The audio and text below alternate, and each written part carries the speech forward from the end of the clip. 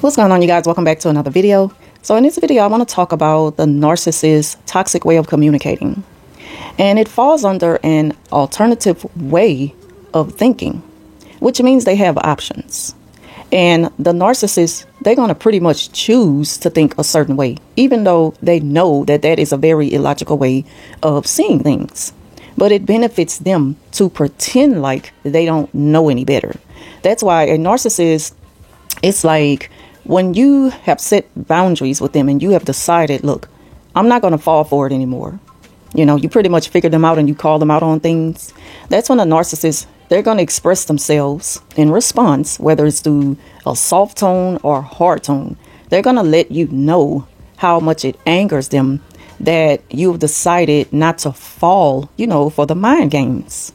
The narcissist, they have a way to, communicate with you to kind of get you to comply or to agree. That's why I say they use soft tones in a way where they pretend they know how to put on a good act and just act like they honestly didn't know, when in reality they know everything that they do because it's premeditated, and they always have a hidden agenda to do something to kind of keep you in control, or to set the narrative to be a certain way that benefits them. And that's why narcissists, they'll say things like, well, I didn't know. That's when they'll take that opportunity to use soft tone to kind of defend their actions. And when they use a hard tone, it's when they get loud, when you'll start to see them just completely flash out and just become very uncontrollable in that moment, and you can't get a word in to defend yourself. So the thing about it is, don't fall for either way. When a narcissist come at you a certain way and like, well, I'm sorry, I didn't know. They know. And especially when someone else comes into play and kind of call them out. So now they feel ganged up on. And that's when they use the soft tone, which is toxic, because it's like they know what they're doing and they're just playing mind games. They're trying to manipulate the third person into believing them, because they know that they don't have you there no more to believe the lies. So now they're trying to get the outside person to believe them. And that's when they use the soft tone. But when it's just a one-on-one between you and a narcissist, and, they're defending themselves through illogical thinking, they're going to use a hard tone and kind of scream at you and not let you get a word in. And a lot of times they say things like, well, I don't care, I don't want to hear it, which dismisses, it just dismisses the argument. And it kind of just paints a picture of who the narcissist really is. But it's hard to prove this to people, because, again, it's between you and the narcissist. But when other people are around, that's when they will use a different tone to communicate, because they have to fool people. That's when they kind of put the blinds over people's eyes to make them think that you're the one who's just making this all up about them. And I wrote some notes. Also, they have fake outrage when you start to question their behavior, and I know I spoke about this briefly in other videos. They make it, they put you in a difficult position to explain yourself because they want to cut you off. And that's frustrating, which is a form of abuse, because it takes away your voice to express yourself. They don't want you to have a voice because they know that you're going to speak out of logic rather than just play the game with them. And once you take away, that they're, you take away their opportunity to kind of just play you and use that cognitive, thinking like better, but you're just going to go by what they say. Once you take their power away from them, they can't handle the conversation. So they can't help but to just play like they're so angry and this conversation is over. I don't have anything else to talk about. They want you to think that you're the one that's just trying to keep up an argument. And a lot of times arguments are necessary because you need to speak your side, and you give them the opportunity to, pretty much lay everything out so that you can have a better understanding of the way they think. But it'll never be that way between you and a narcissist. That's another form of toxic communication between them, because it's going to always come to a dead end. You're never going to get anywhere when you're communicating with a narcissist and the conversation becomes heated. But they want it to be that way. Again, this is their alternative thinking skills that they use in that moment to control the narrative, because the narcissists always have to be right. They always have to be right. And even if they ever admit to, okay, you're right and I'm wrong, they're saying it in a sarcastic way because they kind of want you to just get off the subject. And then before you know it, they back to their same old games, so that's why they do that. And that is, a toxic way of communicating, which becomes abusive. It is abusive to, to take away somebody's voice, to not let them have a chance to speak their point. And that's just not the way you treat people. And once you come to realize that, the narcissists have a habit of doing this, that's when you can kind of deal with them better in knowing that they don't want to change. They don't want to change. Oh, hold on a minute. I'm trying to turn this screen around. Okay, so, they always question. You should always question what doesn't seem clear to you.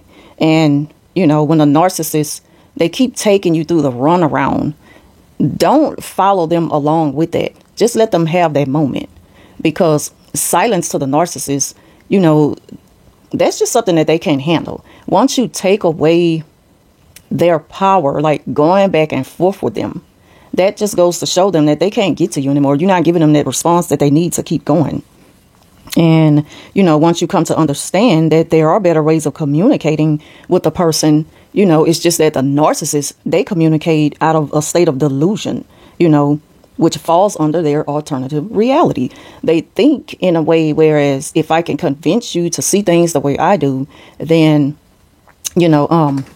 I pretty much win. I win you over and keep you in that state of mind, And another way that a narcissist, they think in a toxic way, and they want you to know what they're thinking.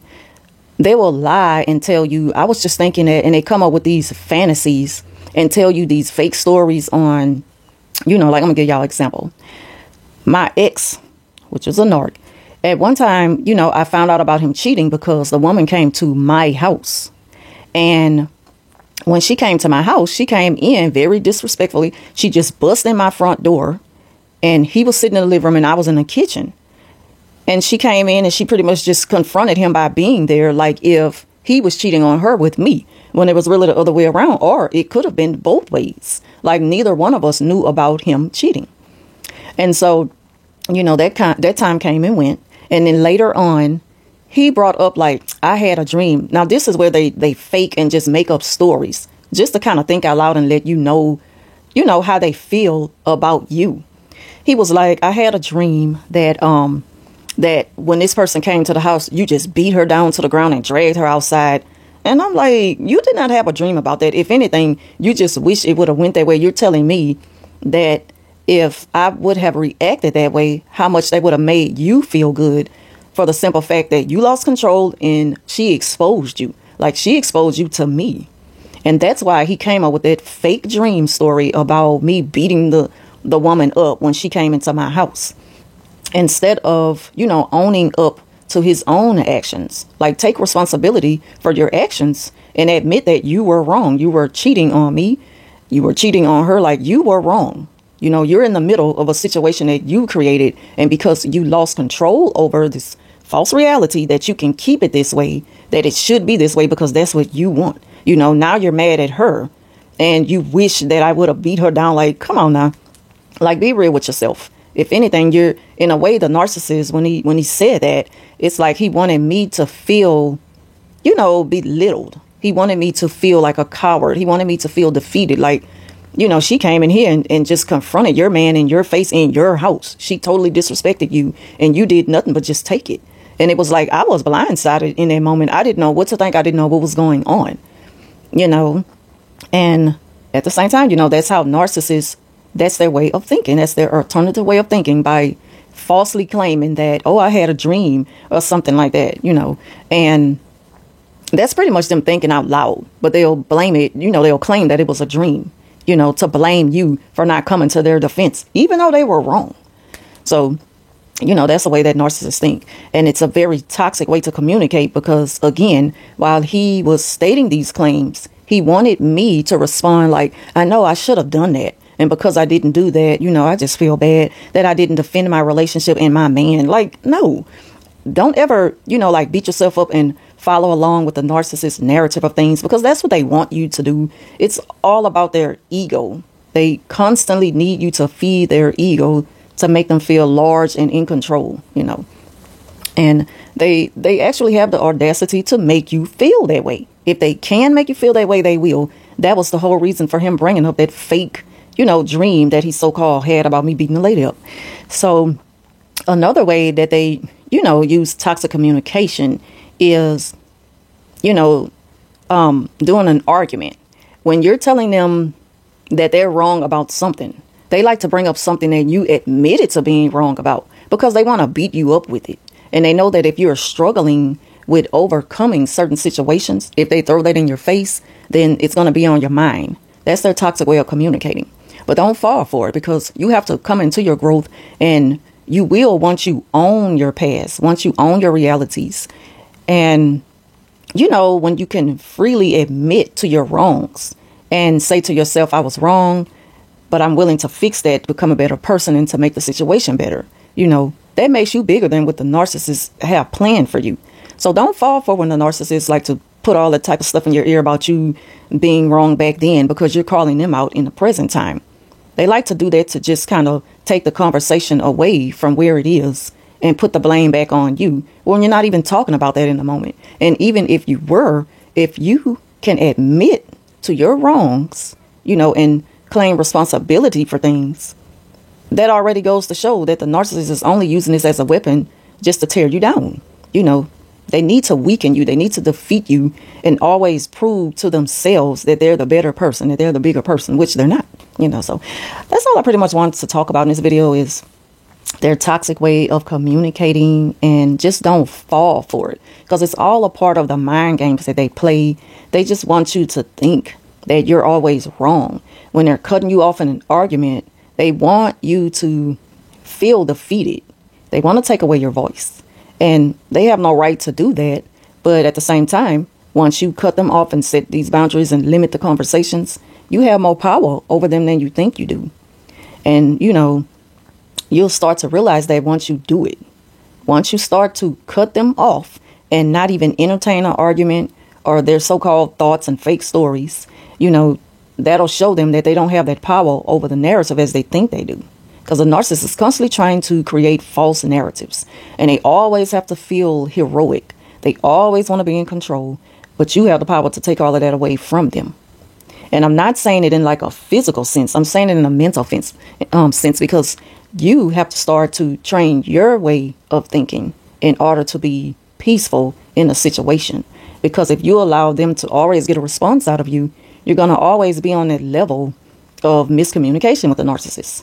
And it's not really miscommunication. It's just that that's their way. That's a tactic they use, to always keep you where they need you to be. So thank y'all for watching. Leave your thoughts down below, and I'll talk to you soon.